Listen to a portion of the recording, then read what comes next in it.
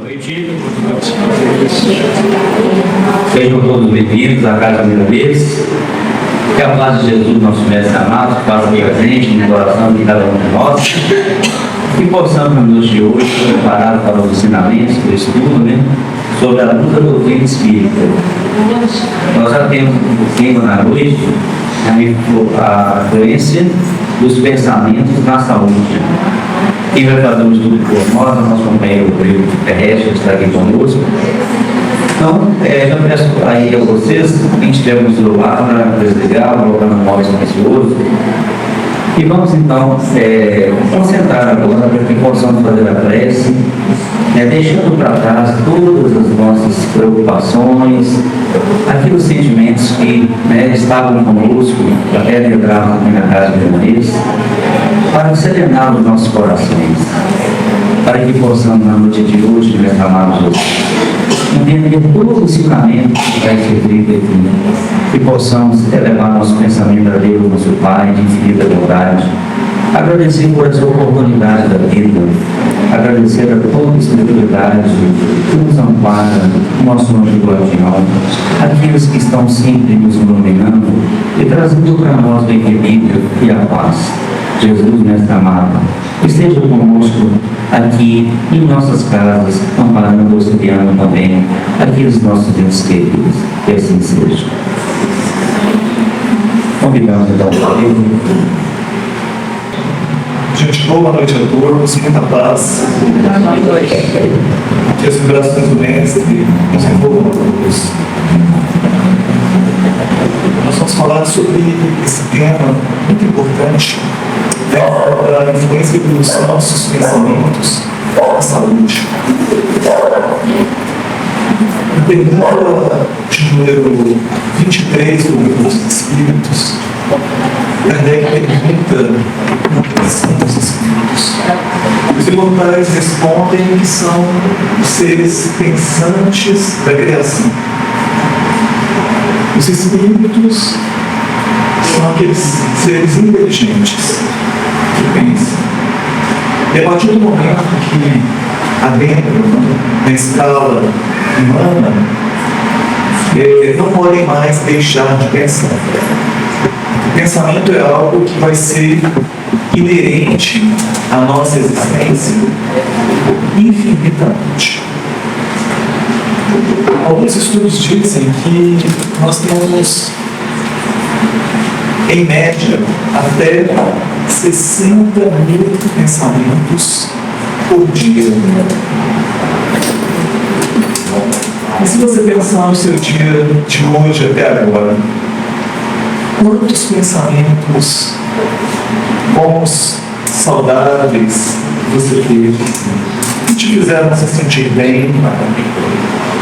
E quantos pensamentos, de alguma forma, te perturbaram, te incomodaram?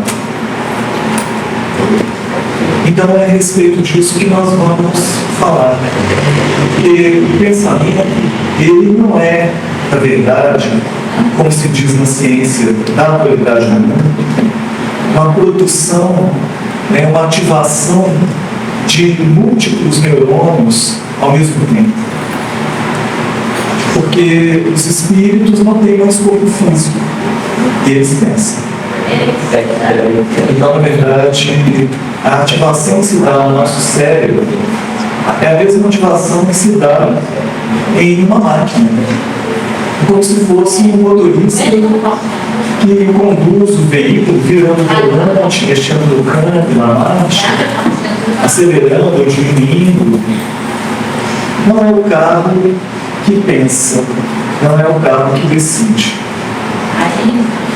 Tirando os carros do Elon Musk, Mas, habitualmente, é o motorista. Comumente, é o motorista.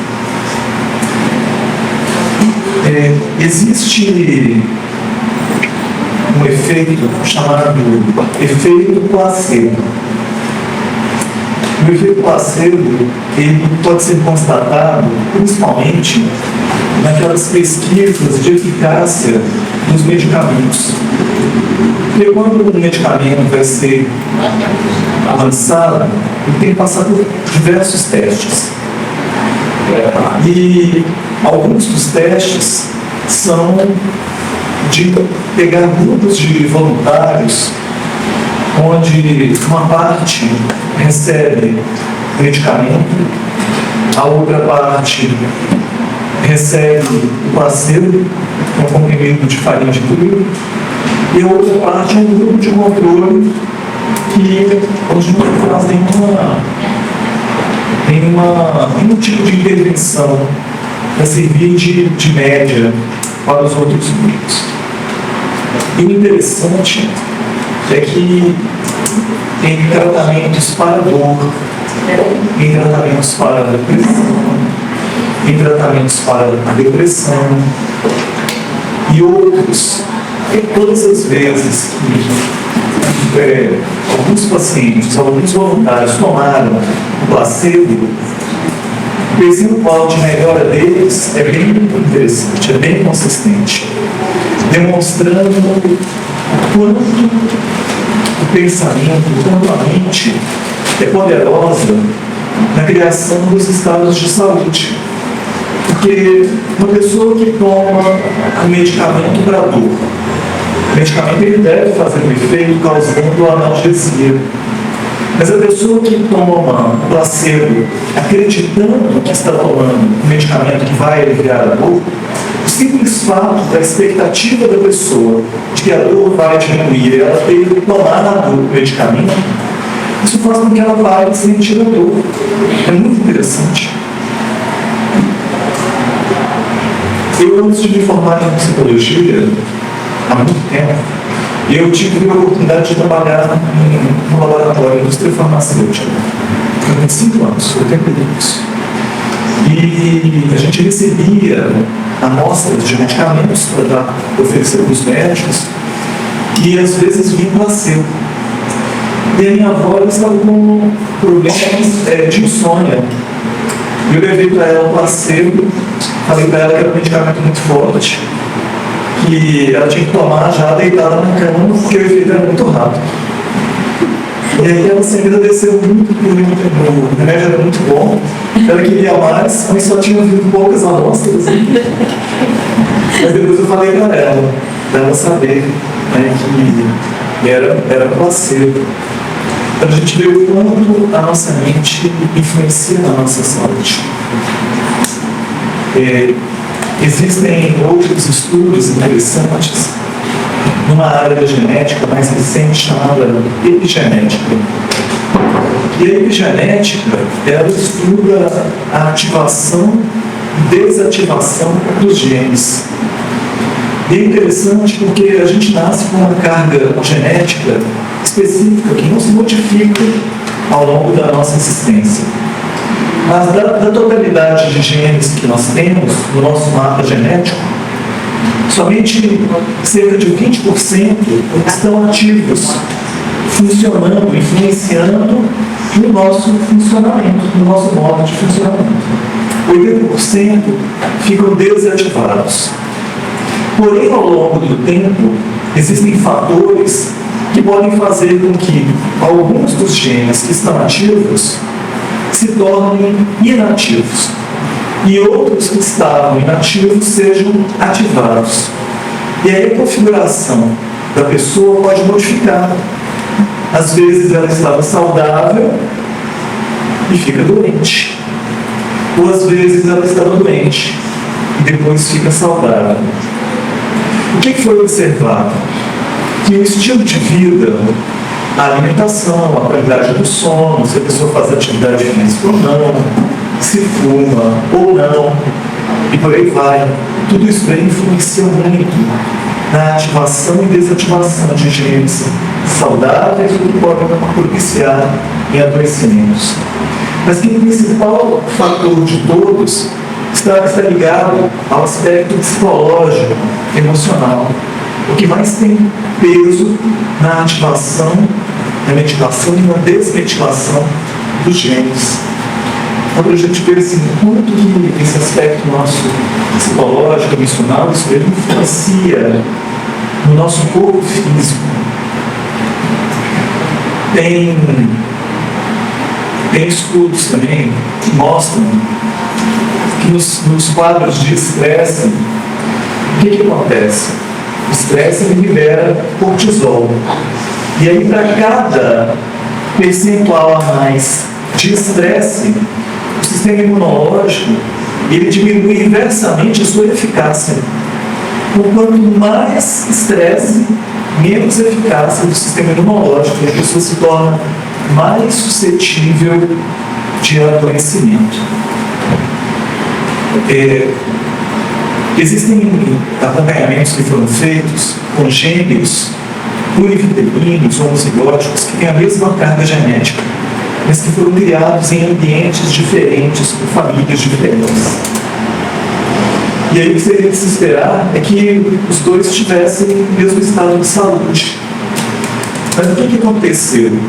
Um dos gêmeos foi criado por uma família de confeiteiros e o outro por uma outra família. O que foi criado pela família de confeiteiros teve maior abundância de açúcar na sua alimentação. E esse desenvolveu diabetes e o outro não. É interessante da gente ver isso. Em relação à questão do cortisol, o cortisol está ligado ao estresse. A forma como a pessoa lida com o estresse influencia na quantidade de liberação de cortisol que ela vai fazer. Duas pessoas podem passar pela mesma situação estressante. Uma pode ficar mais estressada, a outra pode ficar menos estressada. Por quê? Pela forma como cada um lida com os eventos, pela forma como cada um acaba significando aquela experiência. Então, o que está aqui na nossa mente, em termos de entendimento, vai favorecer a nossa saúde ou o nosso adoecimento. Para André Luiz, pensamento é matéria. Então, todas as vezes que a gente pensar em fluido cósmico universal, pensa em matéria. Isso daqui é uma variação do fluido cósmico universal.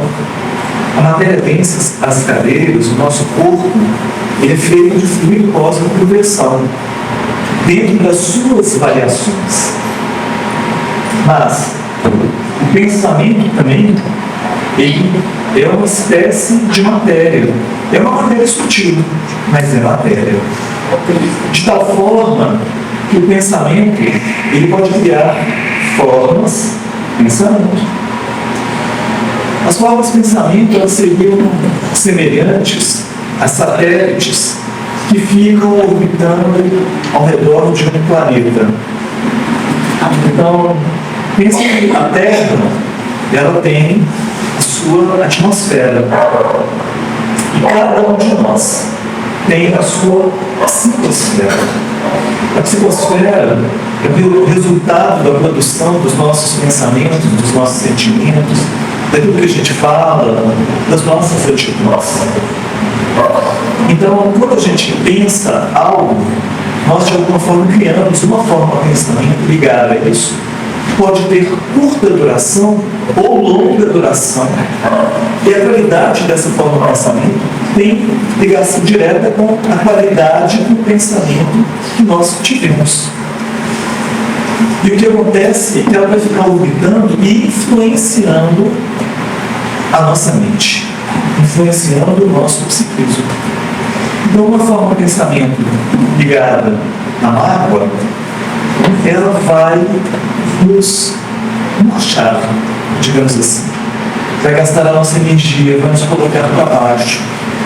Uma forma de pensamento ligada ao perdão, ela talvez vá nos iluminar. Ela vai nos dar vitalidade, energia.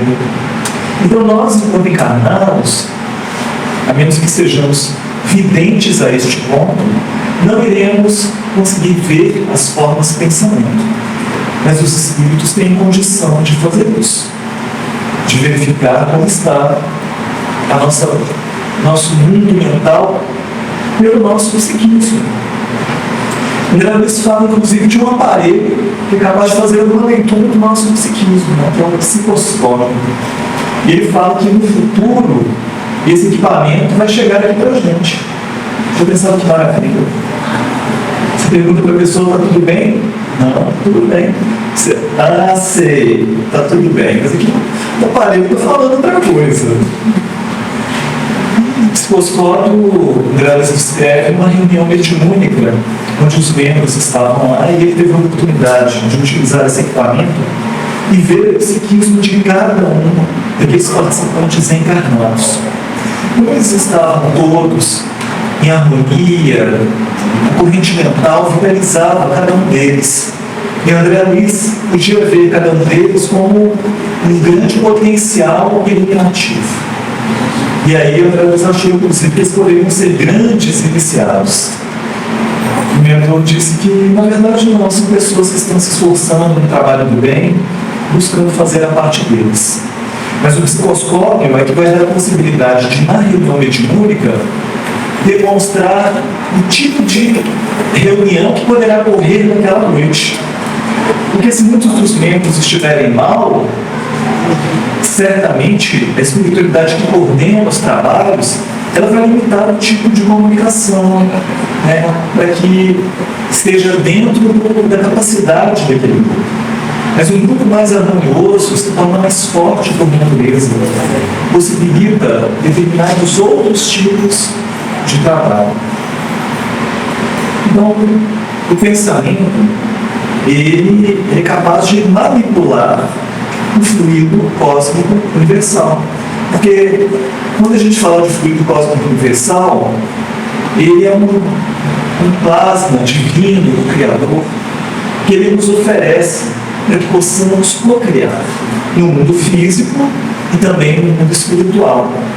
Mas se aqui no mundo físico a gente vai usar as mãos e as ferramentas para criar os utensílios, os tijolos, para construir as edificações, no mundo espiritual, as mãos simbólicas dizem respeito à potência do pensamento. Porque o pensamento ele é capaz de dar qualidades ao fluido cósmico universal, inclusive criando edificações. O perispírito é feito do fluido cósmico universal.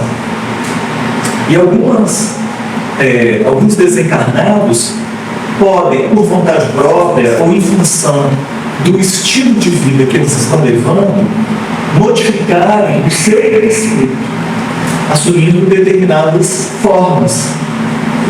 Então, o desencarnado pode assumir uma forma perispiritual de uma outra existência que ele já teve, ou pode assumir formas animalizadas, grotescas, em função de querer causar mais temor, para demonstrar mais poder. Então, muitas vezes eles fazem isso, uma modificação do perispírito, que é o fluido cósmico universal.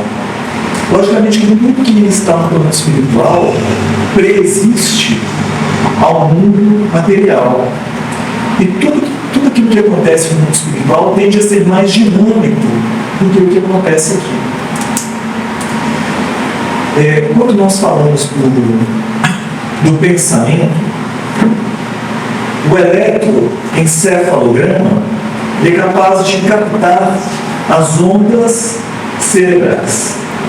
Então, nosso cérebro emite ondas que podem ser captadas, registradas no aparelho, e dá para saber se a pessoa está com o cérebro funcionando normalmente ou não, dependendo do tipo de ondas que é captado aqui. Agora, uma curiosidade: quem é médium ostensivo, se fizer o eletroencefalograma, tende a dar um resultado como se a pessoa tivesse problemas de convulsão, de epilepsia, sendo que a pessoa não tem. A pessoa é médium. Porque o médium, ele não tem um cérebro normal, digamos assim. Ele tem um cérebro paranormal. Então, o funcionamento das ondas cerebrais, de alguma forma, vai ser diferente da pessoa. Então, o que acontece? Se um aparelho físico é capaz de captar as ondas emitidas pelo nosso cérebro, Mas, na verdade, a natureza ela não cria nada desnecessariamente. Qual a função de criar um cérebro que emitisse ondas? Para quê? Qual a função disso? A natureza não gasta energia à toa. Tudo tem alguma função. Então, cada pensamento, ele produz ondas. E o Espírito Miramês, no seu livro Horizontes da Mente, ele vem falar que existem 4 tipos de ondas. Ele fala que existem as ondas longas e lentas, são ondas de grande amplitude que são muito lentas. Então essas ondas são de baixa frequência vibratória. Geralmente estão associadas a pensamentos mais destrutivos, desorganizados, pensamentos de ódio, de mágoa, de culpa, são capazes de criar ondas lentas e longas. Quando nós estamos focados no trabalho, no aprendizado, em algo produtivo, nós estamos emitindo ondas médias. Quando estamos em prece, emitimos ondas curtas, sabendo que quanto mais curta é a onda, mais rápida é a sua frequência vibratória. Mas o Miramês ele me falar que os espíritos puros, eles emitem um tipo de onda que se chama onda ultra. Então são ondas muito pequenas, muito rápidas, que nós ainda não conseguimos alcançar.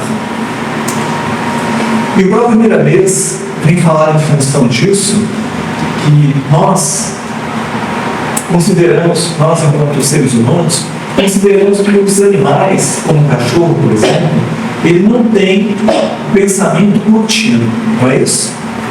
Ele tem de alguma forma um pensamento que é fragmentado, interrompido,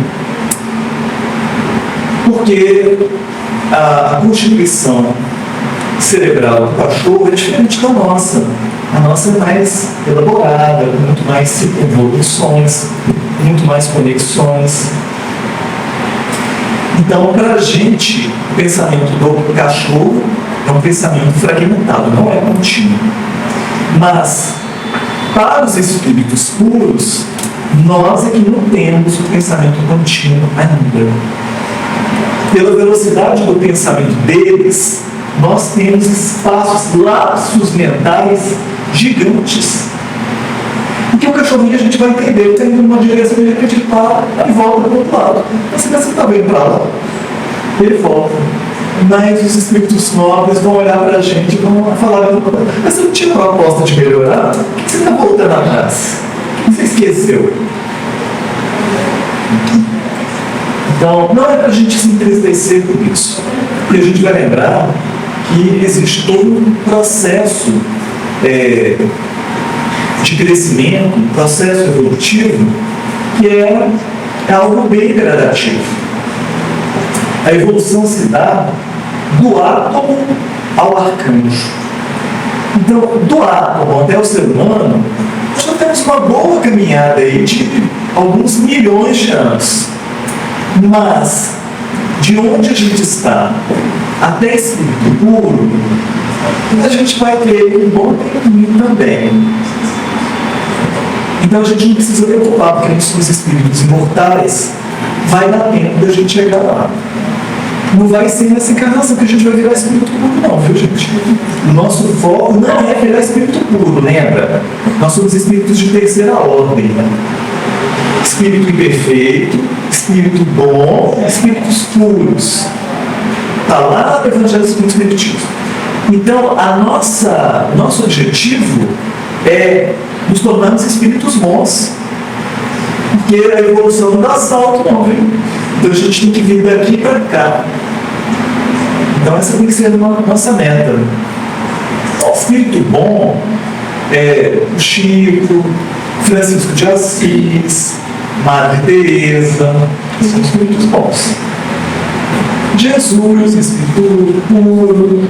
Então, é claro que a conduta de Cristo, ela deve ser modelada e copiada desde agora. O livro dos Espíritos está lá.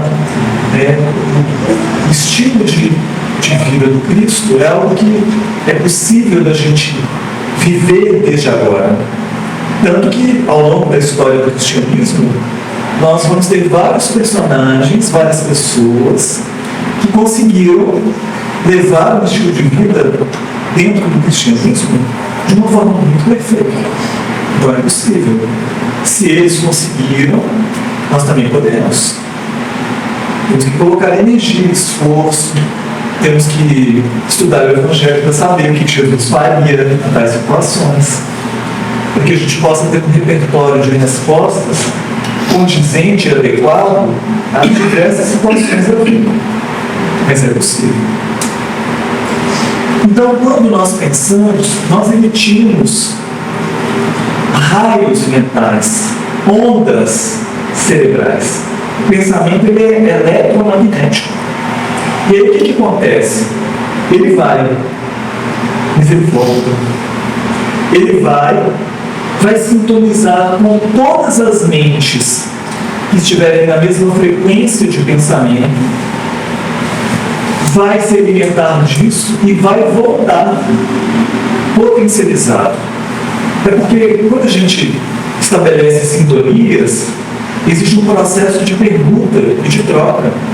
Você está emitindo um pensamento, mas pode ser que esse um pensamento se conecte, vamos supor, com 10 pessoas, com 20 pessoas. E aí, o que antes era um, vai se tornar potencializado em 20, porque se houve sintonia, você vai ser alimentada com o mesmo tipo de teor de pensamento que você produziu.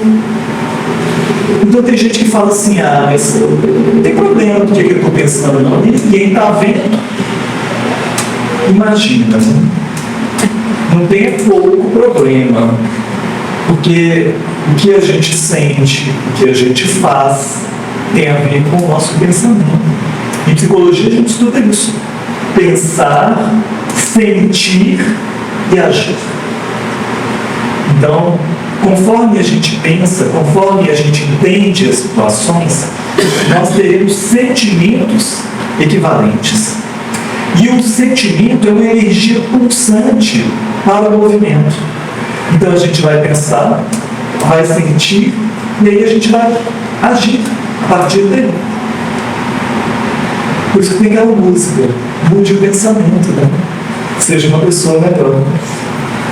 Então, nós podemos mudar o nosso pensamento, nós poderemos controlar o nosso pensamento. Essa é uma pergunta importante, porque se nós temos até 60 mil pensamentos por dia, se a gente não controlar esses pensamentos, pode ser bem ruim para a gente. Então a gente tem que aprender o que fazer. Então, existe todo um processo que a gente deve buscar a autoeducação. Às vezes as pessoas pensam em autoeducação para outras coisas, mas tudo começa no campo da nossa mente. O essencial e invisível aos olhos. Então, o pensamento, ele é o princípio e o fim de tudo. Tudo principia no pensamento e tudo vai terminar no pensamento de novo. Então, aprender a pensar bem vai fazer toda a diferença. A dinâmica desse produto mental vai direcionar a nossa vida. A tal ponto que a gente vai ver o que Emmanuel fala sobre isso no livro Pensamento e Vida. Logo no prefácio do livro, ele diz o seguinte: nosso pensamento cria a vida que procuramos através do reflexo de nós mesmos. Então, quando a gente está vivendo uma vida que a gente fala assim, mas eu não queria viver essa vida, eu queria uma vida diferente. Por que acontece isso? O irmão está dizendo o contrário, que a gente cria a vida que a gente vive através do nosso próprio reflexo. Então, a nossa forma de lidar com as coisas, de pensar, de sentir, de agir, de falar, de nos comunicar, e a comunicação era muito mais ampla do que simplesmente pelas palavras. O corpo fala, o olhar fala, a forma da gente se vestir fala, e por aí fala. Tudo influencia na comunicação. Então, nós estamos comunicando aos outros e à vida incessantemente. E aí é tão importante a gente fazer esse exercício de autopercepção, de autoconhecimento. Quantos de nós param todas as noites para pensar sobre como foi o dia? Como é que eu vivi esse dia? Como é que eu acabei lidando com as principais situações? A gente faz um escaneamento aí dos nossos principais momentos antes de dormir, para que a gente tenha a possibilidade de meio que reciclar esse conteúdo e de limpar a nossa mente. Você não pega alguém da sua casa e todos os dias coloca dentro do saco e põe para fora? Porque se você vai deixando o lixo ficar dentro de casa, daqui a algum tempo, o que acontece? Fala. Larvas, bicho, bichos, mau cheiro. A nossa casa vai ficar empesteada, intoxicada. Agora imagine que nós temos a nossa casa íntima. E se a gente não cuida de reciclar o que acontece com a gente, os nossos pensamentos, se a gente não dá um destino para cada dia a esses fatos, a essas situações, pensa que elas não vão sair dali do nada, elas vão ficar assim, acumulando. Quantas vezes a pessoa passa por um problema e a resposta emocional dela é assim, totalmente desproporcional ao que aconteceu? Por que acontece isso? Estava acumulado. A resposta da pessoa não é só daquele fato que aconteceu, que acabou de acontecer ali. É daquele fato somado a todos os outros semelhantes que ela ainda não conseguiu ressignificar e resolver. Então é muito importante a gente fazer essa autoanálise. O Santo Agostinho fala isso lá no livro dos Espíritos. Ele sugere que a gente pare toda noite para pensar sobre como foi o nosso dia. Por que eu reagi de determinada maneira em tal situação? O que está por detrás dos meus pensamentos? O que me mobilizou a agir de tal forma e não de outra? Diante das situações que aconteceram, se eu pudesse voltar no tempo, o que eu poderia fazer que o desfecho teria sido melhor? E aí a gente vai trabalhando, se conhecendo e já se predispondo a atitudes novas e melhores mais para frente. Porque é aquilo, a gente passa pelas provas. Se você tirou uma nota boa, tá bom, a gente vai ver matéria nova e vai ter provas novas. Agora, se o aproveitamento não foi muito bom, a prova vai repetir, vai repetir, vai repetir, vai repetir. Vocês cansaram, né, gente? Vai ficar repetindo até a gente dar conta de passar pela experiência e seguir adiante. Somos nós que nos libertamos das situações. Então, quando a gente adoece, por exemplo, o adoecimento é um pedido da vida para que a gente aprenda algo e para que a gente mude algo. É sempre assim. Então, qualquer sofrimento, pode ser um adoecimento ou um sofrimento emocional, a vida está sinalizando de que é preciso fazer diferente. É preciso mudar. Pode ser mudar o estilo de vida, mudar a alimentação, fazer atividade física, pode ser.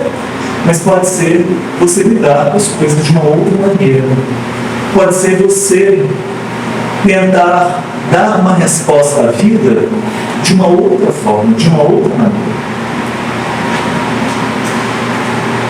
Então, no primeiro capítulo do meu pensamento em vida, do Emmanuel, ele diz o seguinte: definindo-a por espelho da vida, reconhecemos que o coração lhe é a face, e que o cérebro é o centro de suas ondulações, gerando a força do pensamento que tudo move, criando e transformando, destruindo e refazendo, para acrisolar e sublimar. Está falando do pensamento, gerando a força do pensamento que tudo move, criando e transformando, destruindo e refazendo, para acrisolar e sublimar. Então, de novo, a mente é o espelho da vida em toda parte. A nossa mente, ela vai espelhar a vida, ela vai refletir. O espelho reflete. Então a nossa mente vai refletir a vida que nós estamos gerando, produzindo, e vai mandar para fora. E a vida vai devolver mais do mesmo, mais daquilo que estamos oferecendo.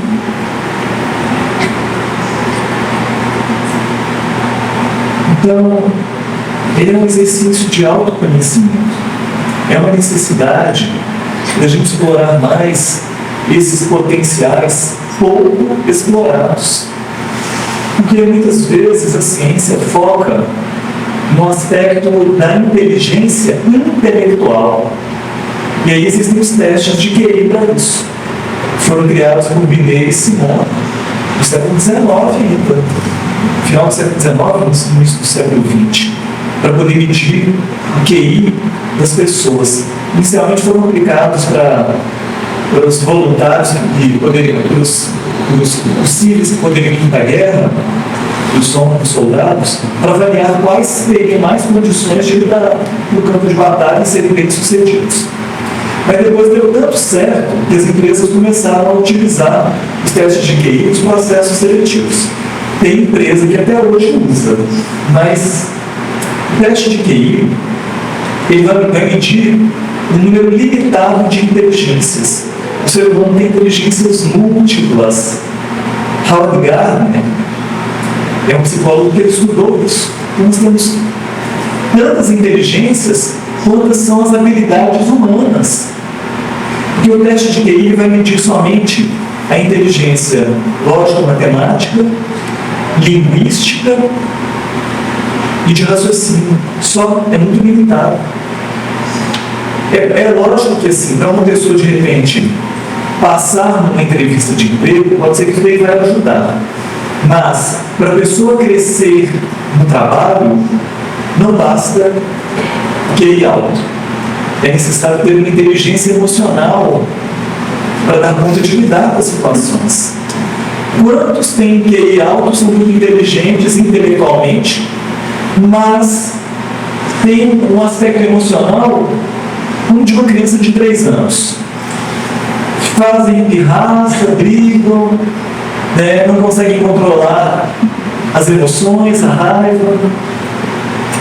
Então, claro, um alto QI é bom, mas uma inteligência emocional é melhor ainda. Então a gente precisa de trabalhar nesses outros aspectos.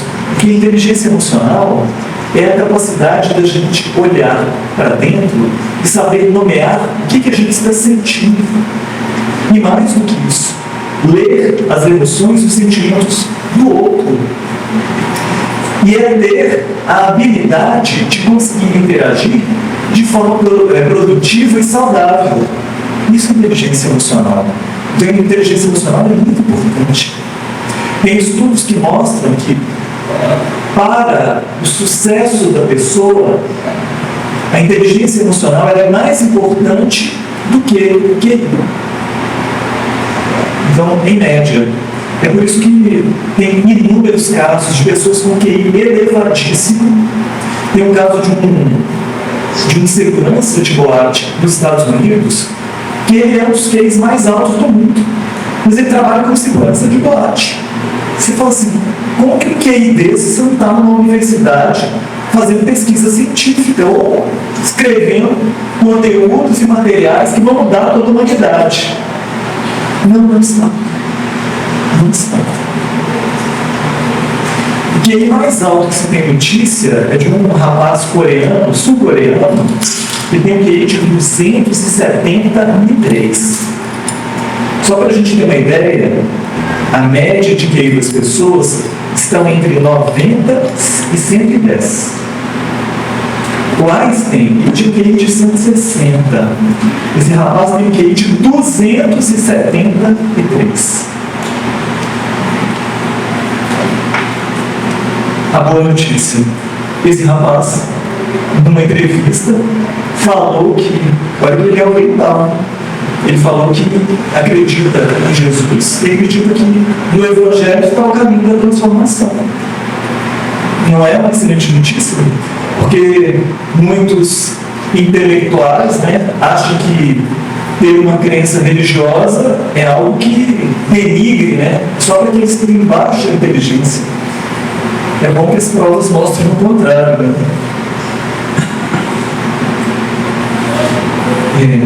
No livro Pensamento e Vida, Emmanuel vai falar aqui no capítulo de saúde o seguinte: a saúde é assim como a posição de uma residência que denuncia as condições do doador ou de um instrumento que reproduz em si o zelo ou a desídia das mãos que o manejam.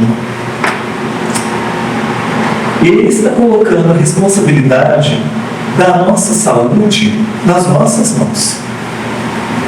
Agora, a gente tem que lembrar de uma coisa, que o corpo biológico, ele é programado para se desgastar, envelhecer, adoecer e morrer. Então ele tem tempo de duração.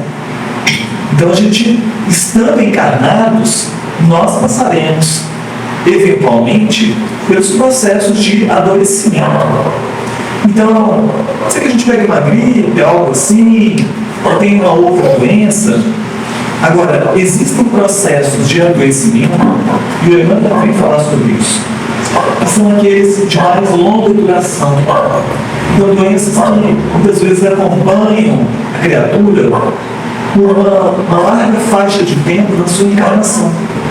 Ou que a pessoa já nasceu com este adoecimento, ou que ela passou por um acidente onde ela perdeu o membro, vai entrar na mesma pauta de relação. Isso aí vai refletir, na verdade, o passado espiritual dessa pessoa. Porque o nosso corpo biológico, ele tem a função de expurgar aqueles miasmas psíquicos que ainda carregamos no nosso perispírito, em função do mau uso do nosso livre-arbítrio. Cada vez que nos desviamos da vivência das leis divinas, a gente tem que lidar com as consequências disso. E nem sempre as consequências chegam imediatamente. Por isso que às vezes a gente fala assim, mas como é que pode? Essa pessoa é tão boa, como é que ela adoece? É doente. E o outro lá, o capeta, o pé de gripe. É porque o capeta que está errando, doidado, se ele passar por determinadas experiências agora, ele vai se rebelar e vai piorar ainda a situação. Mas esse bonzinho de hoje, essa boazinha de hoje, que adoece, foi o capeta de ontem. Quando adquiriu capacidade de lidar com a experiência, a prova chega. Mas enquanto não estiver nesse ponto, a experiência fica congelada. Não está assim, vai dar nada não. Isso é só na Terra que acontece isso. Perante as leis divinas, nós somos responsáveis por tudo que a gente faz. O bem que eu faço ao outro, em essência, é a mim mesmo que eu estou fazendo. Mas quando eu firo o outro, eu acabei de me ferir. É desse jeito. Então pode aparecer na mesma vida, pode aparecer depois.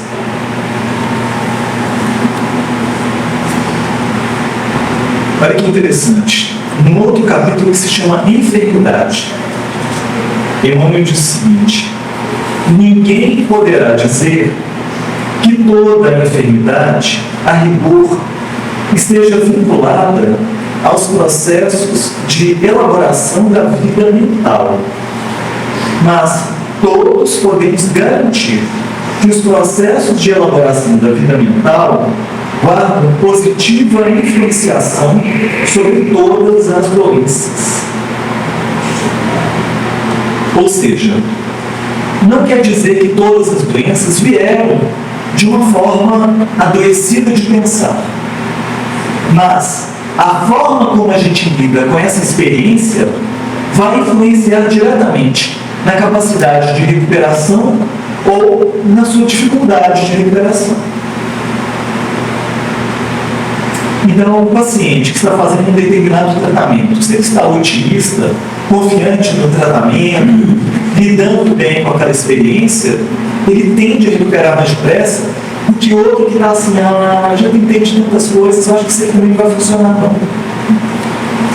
A fala da pessoa já mostra que ela vai ter menos aproveitamento do tratamento do que poderia.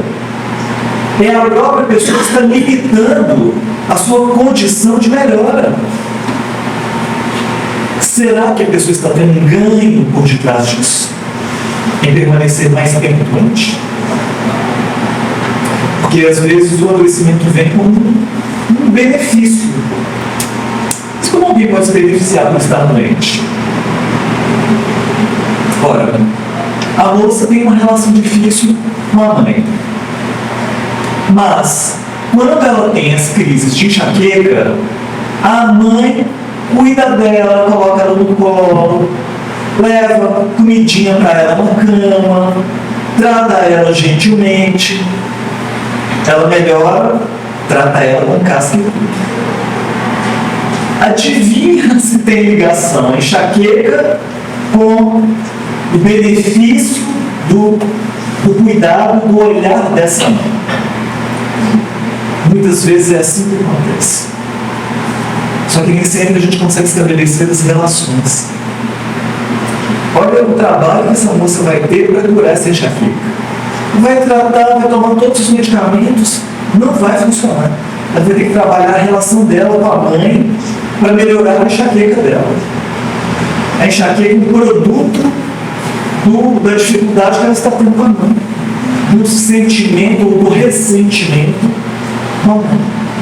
Rodrigo, isso tem a ver com outras situações também, tirando a enxaqueca, vamos colocar assim, e iniciando isso no primeiro momento vamos colocar assim, da criança? Demais, demais. A criança ela pode fazer sintomas de adoecimento exatamente pelo reforçamento positivo que às vezes os pais dão em relação ao adoecimento. Então, às vezes os pais estão lá levando a vida deles, corrida, trabalhando 24 horas por dia, a criança fica mais tempo na escola, com as babás do que com os pais, mas no dia que a criança adoece, aí a mãe tira a licença, o pai dá o jeito de arrumar o tempo, a família leva a criança no médico, fica todo mundo junto. Olha o reforçamento positivo. Porque se os pais de repente dessem atenção em outros momentos, a criança ela não ia fazer essa associação. Mas quando não tem, naquele momento que tem, isso é muito marcante. E não é racional não, viu gente? Isso aí é inconsciente. Isso é inconsciente. A moça lá da enxaqueca, ela não faz isso de caso pensado não, ninguém faz. Isso é inconsciente. O nosso inconsciente influencia mais a nossa vida do que o nosso consciente. E aí você vai falar assim, mas e aí, como é que a gente lida com isso? Nós temos os pensamentos racionais, conscientes, mas nós temos pensamentos inconscientes, que ficam rodando no nosso cérebro, na nossa mente, como se fosse um programa rodando subliminarmente. E tudo aquilo que é inconsciente tem mais poder do que o que é consciente. Então não basta ficar fazendo pensamento positivo. Aqui, pensamento positivo tem pouquíssima eficácia. Então ficar, não, vai dar certo, vai dar certo, vai dar certo, significa que você está tentando se convencer de que você não está acreditando que vai dar certo. Você pode repetir milhares de vezes isso, enquanto você não tiver certeza que vai dar certo. E quem tem certeza, não fica falando o tempo todo, porque você já sabe que vai dar certo. Perceberam? Então a gente tem que ter muito cuidado com isso. No livro No Mundo Maior, André Luiz, nas palavras de Calderaro, vai falar lá no capítulo A Casa Mental, de que nós temos um castelo no nosso psiquismo, um castelo de 3 andares. E o andar mais baixo deste castelo está o nosso subconsciente, ele chama de subconsciente. Na parte do meio, nós temos o consciente. E na parte de cima, o superconsciente.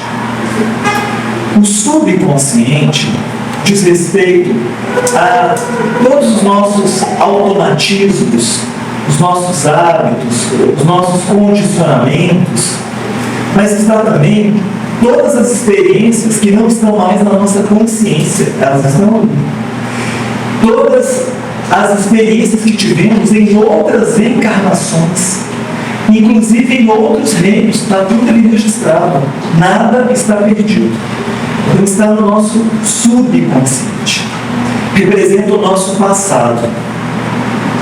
Essa parte consciente representa o nosso presente e tem a ver com todas as possibilidades disponíveis para a gente agora, nesse momento de vida. É o que está nessa parte do meio desse castelo. E a parte de cima desse castelo está o superconsciente, que representa nosso futuro, o nosso vir a ser. Tudo aquilo que a gente compreende que é importante para a gente. E a gente fala assim, quando eu crescer, eu quero ser assim. Está lá no nosso superconsciente. O nosso desafio, o nosso objetivo é trazer aquilo que está no superconsciente para o nosso consciente, para a nossa vivência de agora. E quando a gente fizer este movimento, um novo superconsciente vai aparecer. Então esse é um processo ininterrupto também. Agora, o aspecto do subconsciente, isso é para a gente, para espíritos imperfeitos.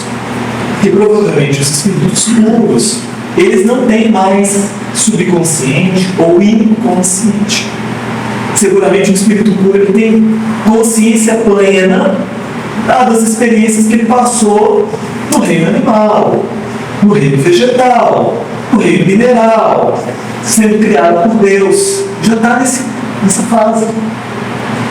Mas a gente não dá conta do nosso passado, não. Então é por isso que a gente tem, quando reencarna, esquecimento do passado. É por isso que o nosso psiquismo precisa de jogar uma parte do conteúdo para o inconsciente. Agora, o nosso trabalho é escanear este inconsciente, porque no inconsciente nosso, ou no subconsciente, segundo Calderaro, estão todas as conquistas que a gente já fez e que a gente não acessa agora. Mas também estão todos aqueles aspectos que a gente ainda tem e que a gente não admite que tem e que precisam ser trabalhados e transformados. Então a reforma íntima, ela tem a ver com este processo de autoconhecimento. Porque enquanto a gente não faz isso, os pensamentos nesse nível subliminar, eles estão rodando aqui na nossa cabeça, nos influenciando a achar racionalmente. A gente fala assim, não, eu vou dar conta.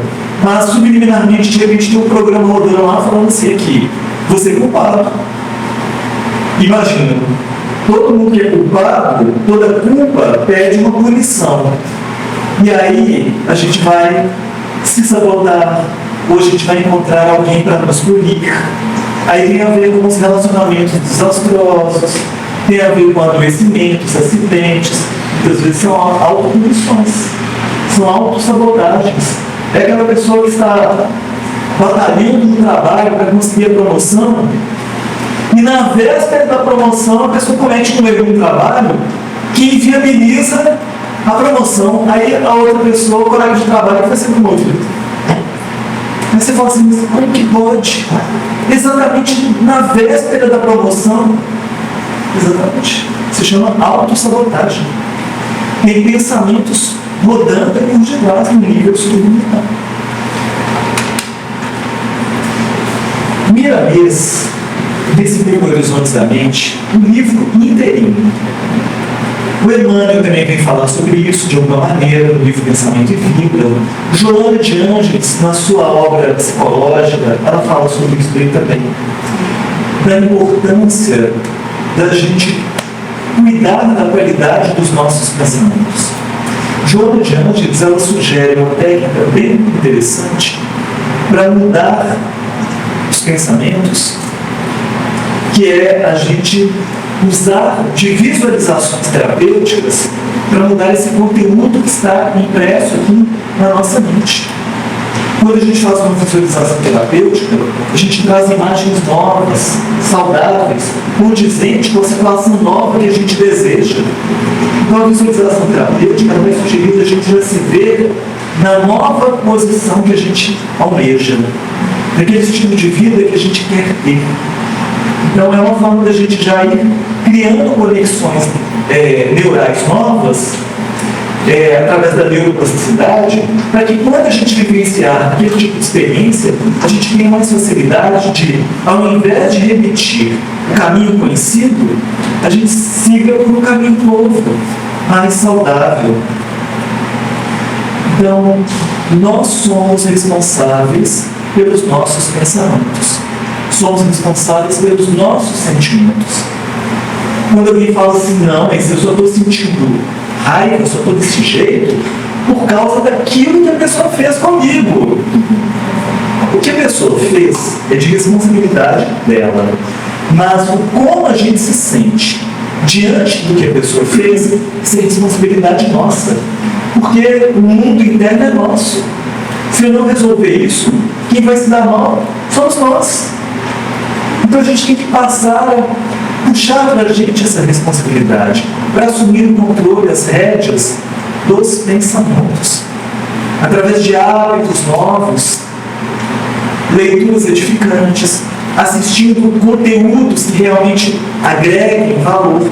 Porque lembre-se, tudo aquilo que a gente consome, ou seja, tudo aquilo que a gente lê e assiste, ou ouve, ou vê, nós estamos consumindo no nosso psiquismo.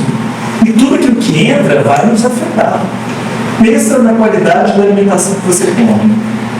Se você se preocupa em fazer uma alimentação saudável para o seu corpo, é mais importante o que a gente consome para o nosso psiquismo.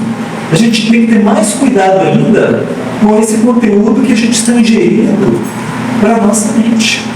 Então a gente tem que ter essa vigilância, esse cuidado, para que a gente possa usar a nosso favor esse poder criativo.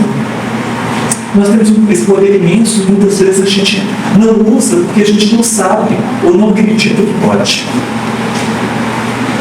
Então o desafio é a gente começar a utilizar mais conscientemente o nosso pensamento. E se de repente a gente perceber que pensamos algo que não está muito saudável, que a gente interrompa esse pensamento imediatamente. E a gente, então, coloque algo novo e melhor no lugar. Porque senão a gente vai ter uma tendência a dialogar com esse tipo de pensamento. E aí vamos lidar com as consequências. Saúde e doença, sim, estão conectados com a qualidade dos nossos pensamentos. Então, a sugestão é a gente aprender a pensar bem, que a gente possa criar uma psicosfera saudável, porque cada célula do nosso corpo, ela é dócil ao nosso psiquismo. Se o nosso psiquismo estiver adoecido, as células vão ser afetadas no psiquismo adoecido. E é só uma questão de tempo para aparecerem os adoecimentos. Vamos pensar sobre isso. A gente muita paz para todos, fiquem com Deus. Até uma próxima vez. Agradecendo o Rodrigo pelo estudo da noite, né? E cuidado, pessoal, com pensamentos. E a potência que nós temos aí aqui na nossa mente, né? Vamos trabalhar bem os pensamentos aí para que a gente não precisa, né, de fazer aquela limpeza, né? Jogar no lixo. Vamos aproveitar o máximo o pensamento aí, e isso é benefício para todos nós, né? Nós estamos aqui com alguns recados. E eu tenho a dica, pessoal, para quem não entendeu um pouquinho sobre o estudo de hoje, ou então quem entendeu que aprendeu um pouquinho mais, a dica é estudar. E a casa oferece aqui, às quartas-feiras, estudo, introdução ao estudo do Espiritismo, de 19h45 às 21h15. O conteúdo é o Evangelho segundo o Espiritismo e o Livro dos Espíritos. Temos também, aos domingos, o estudo do Evangelho Rede Vivo, que é o estudo do Livro dos Espíritos, em consonância com as obras básicas. O Evangelho Rede Vivo, um programa composto pela Federação Espírita Brasileira, FEB, que visa o estudo dos livros do Novo Testamento à luz da doutrina espírita. O horário é de 8h45 às 10h15. Então estão todos convidados aí para esse aprendizado, tá? Tem mais um recado aqui. O Departamento de Estudo está compondo um novo grupo de estudo que chama-se Estudos Sementes do Amanhã. Para todos aqueles que querem ser tarefeiros na casa e têm interesse também de aprender um pouco mais, né, sobre o Espiritismo, né, sobre os 15 princípios básicos, história do Espiritismo e o conhecimento sobre todos os departamentos da casa, como funciona uma casa espírita. Então, quem tiver interesse, deixe o nome na recepção, né, e o contato, e faremos esse contato para estar programando esse curso, tá bom? O Departamento de Infância e Juventude, está precisando de evangelizador ou evangelizadora para crianças e jovens. Né? Quem estiver interessado, também deixar o nome na recepção, que a coordenadora ou o departamento de defesa vai fazer contato, tá bom? E essa evangelização ela acontece às segundas, quarta e domingo, no horário das palestras das reuniões públicas, ok? Eu vou fazer aqui mais, mas isso aqui já é um convite para vocês apreciarem canelone em casa. É a última semana para comprar o canelone, tá? O objetivo é para fazer as obras que estão pendentes, né? Ganhar recursos para as obras que estão pendentes aqui na casa. Os sabores são alho poró, frango, presunto e mussarela. Tamanho grande 800 gramas, família 1,2 kg. O valor de 800 gramas 35 e da família R$45. A retirada vai ser na recepção dia 25/4, às 14 horas, de 14 horas às 16h30, tá? Então nesse sábado agora é o dia da retirada. Então ainda tem tempo ainda para fazer, né, o pedido, fazer a compra. Tem um cartaz ali fora, tem um QR Code, pode comprar na biblioteca e também tem na FEIM também tem lá o QR Code que pode fazer o pedido, tá bom? Eu vou voltar aqui a Cristina, então que ela vai fazer um convite aqui para vocês também, tá? E logo após, aproveitando a Cristina, ela vai fazer a prece final da nossa. Obrigada, doutora. Boa noite a todos. Gente, nós vamos agora, no dia 16 de maio, que é um sábado, trazer o seminário de família, tá? Esse seminário, ele vai abordar a identidade familiar, então quem é a minha família, conceitos da família tradicional, ampliada e contemporânea, expansão para a ideia da família universal. Vai abordar abordar também a perspectiva espiritual e sistêmica, programação reencarnatória, o papel de cada membro dentro da família, relações à luz da constelação familiar, as influências externas na família, impacto das mídias sociais, a adultização das crianças, mudanças de comportamento e valores, os desafios contemporâneos, desconstrução e perda de credibilidade da família, tipos de violência no ambiente familiar, a física, a emocional, a psicológica, a moral e a negligência, e a diversidade e respeito, convivência com os diferentes, as diferentes crenças, as diferentes ideologias, as diferentes orientações e identidades, como preconceitos e intolerância alimentam práticas de violência como bullying, importância da respeitabilidade no ambiente familiar e sempre também trabalhando em defesa da vida contra o aborto, ok? Esse seminário ele vai ser realizado pela expositora Rose Leite. A Rose Leite, gente, ela é pesquisadora, escritora espírita, autora de 5 obras e é membro da Sociedade Espírita Allan Kardec. Ela ministra cursos pelo Brasil todo. Agora, as inscrições são limitadas, porque vai depender do número de participantes que o salão daqui comporta. Então, nós vamos divulgar o cartaz com o QR Code. Quem quiser, ou dá o nome na recepção, fala, ó, quero inscrever o seminário de família, ou faça o scanner lá do QR Code para poder se inscrever, tá bom? E lembrando que nas nossas reuniões de estudo, nós temos também na sexta-feira o estudo do Evangelho segundo o Espiritismo em consonância com o Livro dos Espíritos e a obra Missionários da Luz em consonância com as obras básicas. Estamos aí nas segundas, quartas, sextas e domingos. Então, só não estuda quem não quer, né, Adolfo? Então, agora é 3. Então, vamos lá. Senhor Deus, nosso Pai, Jesus, Mestre amado e querido amigo, queremos te agradecer por essa noite, onde palavras tão iluminadas, Senhor, vieram trazer um bálsamo ao nosso coração. E reconhecemos o quanto precisamos de Ti. E sentindo, Senhor, essa paz que vibra em todos nós neste momento, te pedimos que nos ajude a adentrar as portas do nosso lar, levando essa paz que agora recebemos.